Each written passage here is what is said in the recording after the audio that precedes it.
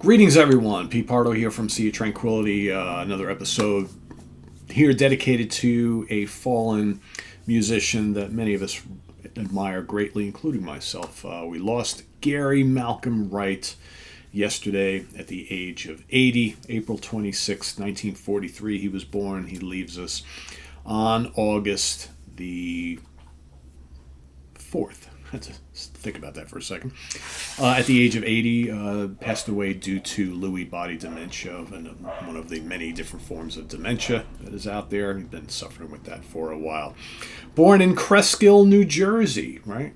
Interesting how he was like, at least initially, one of the only American musicians in the band Spooky Tooth, which were, known as a British, blues rock band from the late 60s into the early 70s. However, they did always have an American in the band, Mr. Gary Wright. So, of course, most of what he's known for, or at least famous for, is this album right here, The Dreamweaver, right, which was made it to number 7 on the Billboard charts here in the States. Back when it was released in 1975, of course, spawned the big, massive hit single, Dreamweaver, the title track, still played on classic rock radio to this day. Initially one of the albums noteworthy for its heavy use of synthesizer to play so much of the arrangements, although there are other instruments on the album, but it was being touted as one of the first big synthesizer albums. Even though not really, and when you really think about it, if you look at some of the albums coming out of the Berlin School and whatnot, there were certainly other all keyboard and synthesizer albums happening, but I guess maybe for a pop album, right?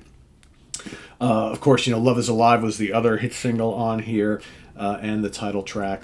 But what a really underrated keyboard player, notable for him utilizing all sorts of different instruments. If you look back even on the Spooky Tooth albums and certainly on his solo albums, using Moog synthesizers, all the different new, latest and greatest in synthesizer technology, Hammond organ, acoustic piano, right, electric piano, basically doing a little bit of everything on all these albums. But for me, as much fun as this album is, it's like this is one of those albums that most people do own because it's really, really good. It's just a great mid-70s pop album.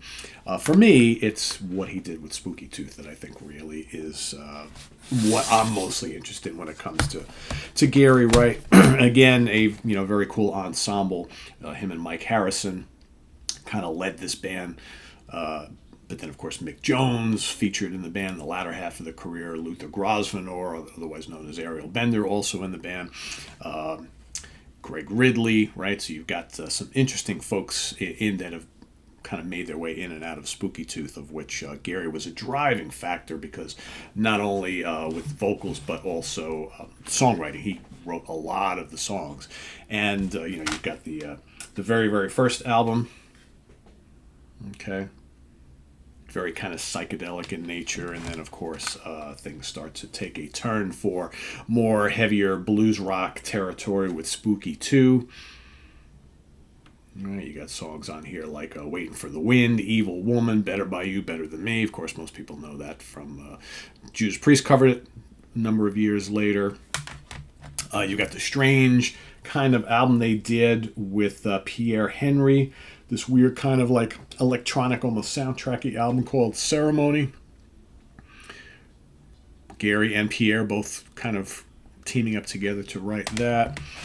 You've got You Broke My Heart, So I Busted Your Jaw.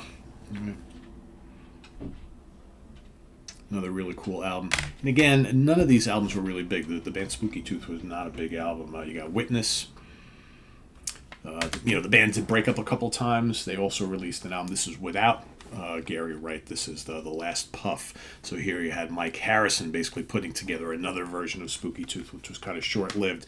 And then Gary Wright came back into play, and they reformed the band. You got Mick Jones prior to him forming Foreigner, right? You've got this album called The Mirror, which basically, there they all are there.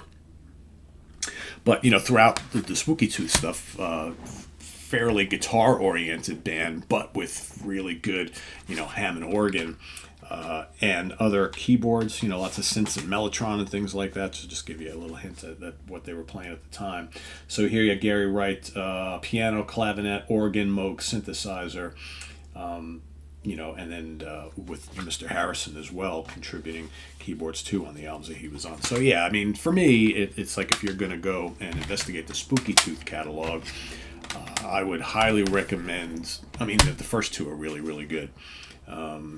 It's All About is the debut. I forgot to mention that before. Like I said, this is much more psychedelic, even a little bit of kind of proto-prog here.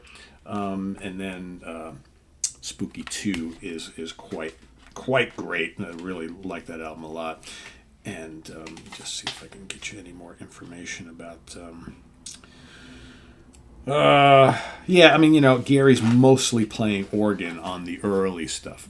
But then like I said, as you kind of get on in albums, and we're moving into the 70s, that's when all of a sudden, like, all of the different keyboards are at his arsenal, where, let me see if I can get you some info on what he plays on this particular album. All right, so on the Dreamweaver album, he's doing Moog bass, clavinet, Hammond organ, Fender Rhodes, ARP or ARP string ensemble, Moog brass, woodwinds, and special effects. And then I know on some of these other albums I looked, he dabbled in mellotron and basically anything he could get his hands on. Very cool, very underrated keyboard player. I know he's mostly, I think because of Dreamweaver, the song, he's mostly remembered as like a vocalist, right, and a songwriter. But man, what a really good keyboard player as well. Really good keyboard player. I think he doesn't get enough credit there. But yeah, so that's 80 years old. He lived a pretty long life, and he will be missed. He'd been fairly active on the music scene up until a few years ago, to my knowledge. I think before the onset of dementia, he was still touring pretty regularly until like 2015, 2016. Making appearances and whatnot. And he's got a dozen studio albums. And in fact, his last studio album was 2010, which was Connected. So he's got, Extraction, Footprint, Dreamweaver, Light of Smiles, Touch and Gone, Heading Home, The Right Place, Who Am I, First Signs of Life, Human Love, Waiting to Catch the Light, and Connected. Connected was the last album. So yeah, he's been pretty active, and, we will miss him. So Gary Wright, the Dreamweaver, leaves us at age 80. So everybody go out and listen to some Gary Wright. I would highly recommend any of you who really maybe only know this album or some of the solo records to go listen to the Spooky Tooth albums. They're really, really good stuff. It's a really, really good band that I think deserves your attention. And rest in peace, Gary Wright. Visit us on the web at www.seatranquility.org. We're on Facebook. We're on YouTube. All together, all the damn time. Please subscribe if you haven't already, and click on that notification bell so you get alert of all of our content as it posts. And please do hit the like button before you leave. Thanks for watching, everybody. It's all about Gary Wright today, so go out and listen to some of the music of the man. Rest in peace, Gary Wright. Leaves us at age 80. We'll see you soon. I'm Pete Pardo. Thanks for watching.